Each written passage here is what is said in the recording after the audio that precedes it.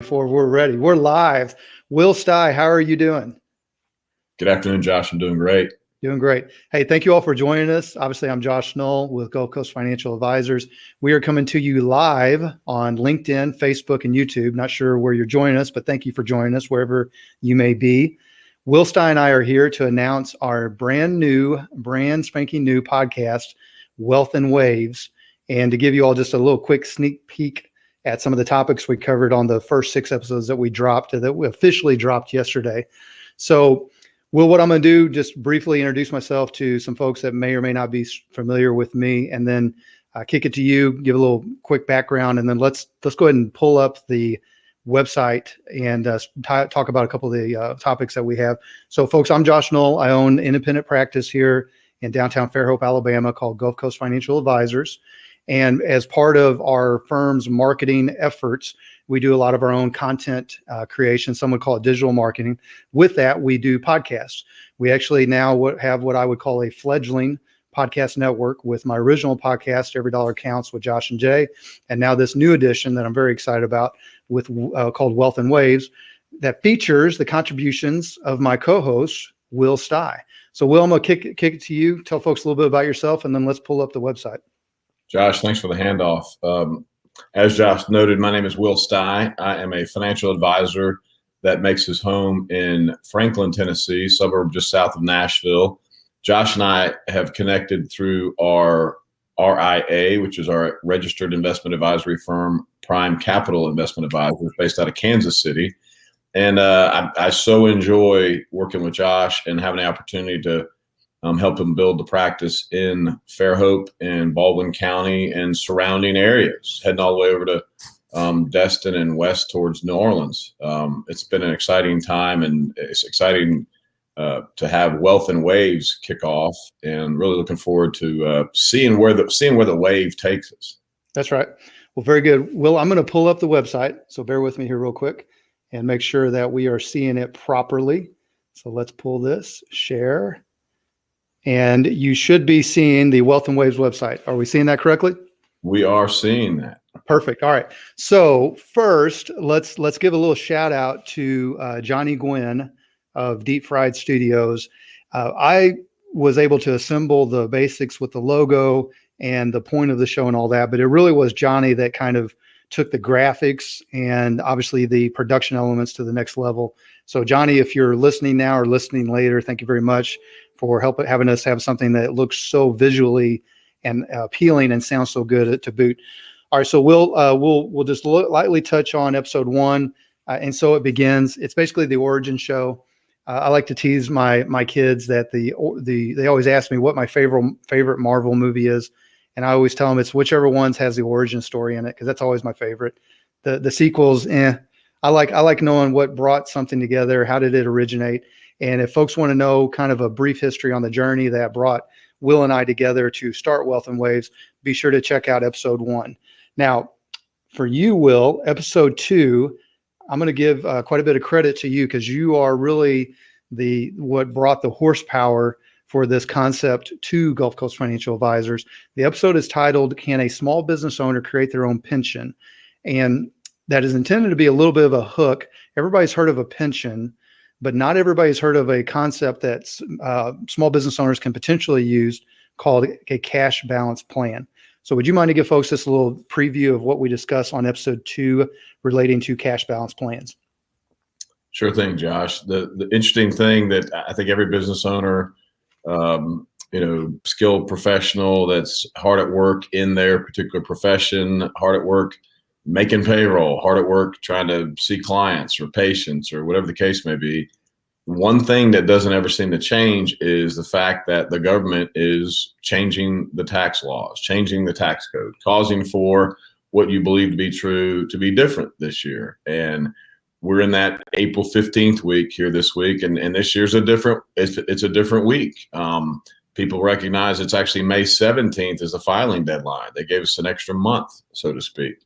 At any rate, being a licensed CPA by background and continuing to keep that credential in place, I routinely stay on top of talking to other CPAs around the country, tax attorneys, and we have lots of tax changes that we're going to see occur in 2021. For business owners that have achieved a certain level of success, these are folks, and quite frankly, it's the number you'll see in a lot of press releases on the tax code changes. $400,000 or more is kind of the qualifier, the ball mark. I'd say at a minimum, we generally see folks in this category that say, hey, listen, I'm really hitting my stride. Not so much age dependent, but if we're seeing this age 50 and older, they've achieved a certain level of success. And now they're realizing, wait a second, I really need to start saving for retirement a little more diligently. And while I'm at it, how can I do that and position myself to pay just what, my fair share of the taxes, but not a penny more. So the goal here is to help business owners keep and enjoy more of their hard-earned dollars. And the way that we do that is to structure a plan for them a lot above and beyond what would be typical of the SEP IRAs or even the 401ks most people are familiar with. We design these in a way that can really harness and maximize the value from that business interest that they have and what's creating, and setting aside money for later, but realizing a tax deduction now. Perfect. Very well said. And folks, as you can see from the screen share, we actually have a dedicated website called wealthinwaves.libsyn.com. You can find all the episodes there. Plus, you can go directly to Apple Podcasts. That will have all the 6 episodes there. And then lastly, our website, gulfcoastfa.com/podcast. All right, Will, let's touch on a couple more topics here. And episode 3 is how to keep your best employees loyal. Now, the full title was how to keep your best employees loyal without breaking the bank. But Johnny cut off the second half of that.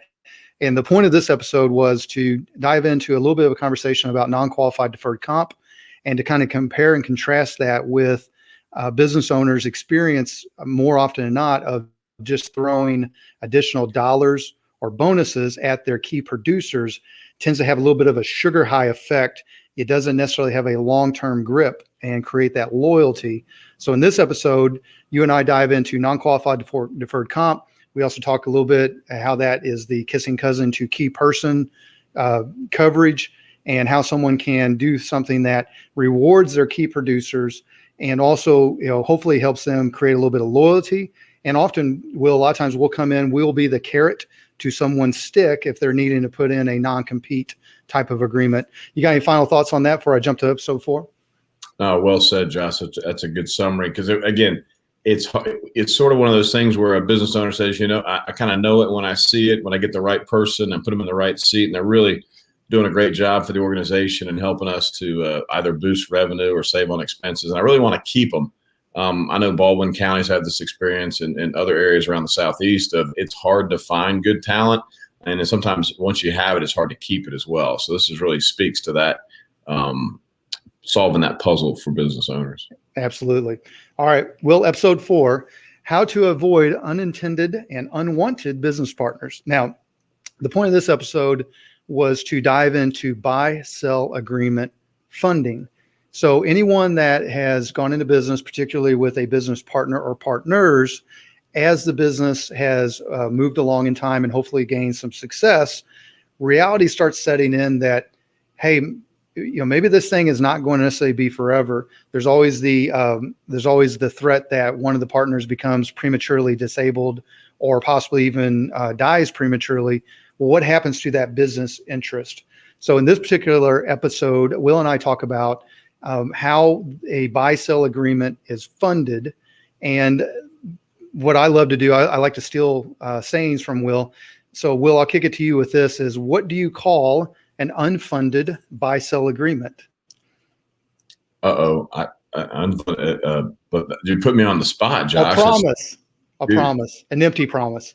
It's a promise, and as well-intended as people might be, hey, listen, we've been treated each other like family or brothers or sisters, or whatever the case may be.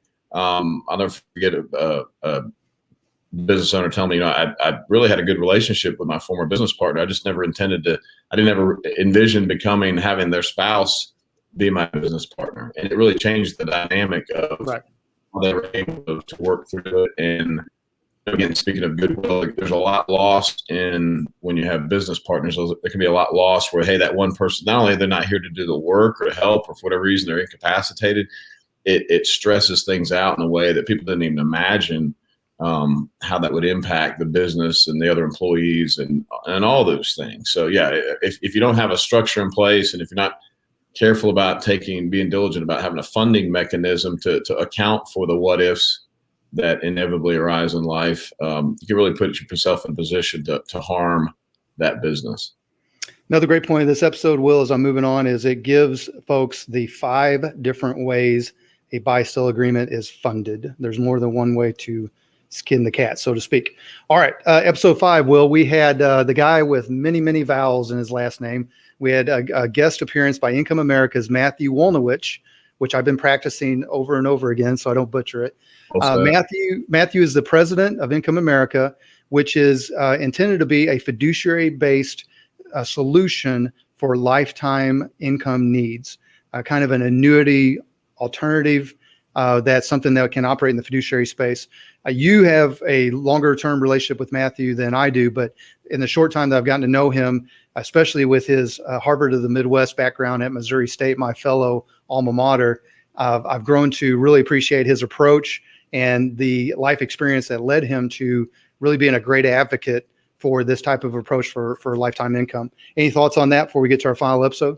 It was exciting to have Matt on the show, and really looking forward to Income America as that concept is being rolled out to employers that sponsor retirement plans, and just really we're seeing it, the dramatic need amongst people preparing to, we're talking about the boomer generation, people preparing for retirement, and it's right around the corner for them. This is really going to be of interest to them. Love it. All right. Last episode, last for now. This was our first batch. This was our kickoff. And I'm really proud of this title. Will, I feel like I owe this to you, but episode 6, here a tax, there a tax, everywhere a tax. And now, folks, we haven't mentioned it yet, but as those of you all that are familiar with our content creation, our podcasts and whatnot, already are aware of the fact that Will Steih has a CPA background. He is a financial advisor with a CPA background, which is a great combination to have. And for those of you all not familiar with it, Will brings particular expertise to our practice as we do our financial planning for clients. We can have these conversations around tax strategies. Well, one of the things that is kind of the 800-pound gorilla in the room is the fact that there is in-depth, ongoing, pretty serious, probably going to happen tax increases on the table. Which is kind of a no-brainer given the way that our legislator and president swung this last election. So, Will, you want to give just a quick description of what we touch on with our income tax and tax episode? Certainly, Josh. Love to do that. So, a lot of folks, whenever a president, typically when a president implements a strategy and have legislation passed, it's good for 8 years because they're holding out. They're optimistic. Hey, I've got this first 4-year term, and I plan to be there for another 4-year term. And so most times we see an 8-year sunset provision built into legislation. And in the case of Donald Trump's presidency, that certainly was the case. When the Trump Tax Act was passed, it had a sunsetting for 2025. Now, here's the thing. When you have a new presidential administration take in place of what was intended that second, all of a sudden now it's like, well, wait a second, all bets are off. Let's change that up. It obviously is a switch in party. We're going to do something entirely different, and that's already underfoot. There's currently a proposal in the Senate from Bernie Sanders. It's referred to as the other 99.5, and that proposal has a lot of changes in it that'll dramatically affect most, if not all, taxpayers. And people really need to be paying attention. There's things they could be doing currently to anticipate these changes, and certainly always encourage people to be talking to their tax preparers, but most tax preparers have a tendency to look backwards at what the history is rather than looking forwards to what can we do today to make an effect tomorrow. So that really was a good session that we ran there, and trying to help people anticipate what the tax man's up to. Very good. All right. So folks, again, the new podcast is called Wealth in Waves. You just heard a brief description of the 6 available episodes. We're going to be dropping an episode every week. And the content is going to be geared towards busy and engaged business owners, entrepreneurs, sole proprietors, professionals, folks that really got a lot going on, are in the swing of things, maybe have some tax exposure they like to discuss, have things going on with their investments, their risk management, so on and so forth. And I think probably the coolest thing, Will, in my opinion, is it's specifically targeted to folks living along the Gulf Coast. This is a very focused regional conversation. And we did that, one, because that's where we're at. That's our target demographic, to be fair. But number two, it gives you and I an excuse to introduce lifestyle topics and locations to the podcast. So you all stay tuned. Don't be surprised if you see quite a bit on fishing and boats, maybe a little golf, all kinds of stuff.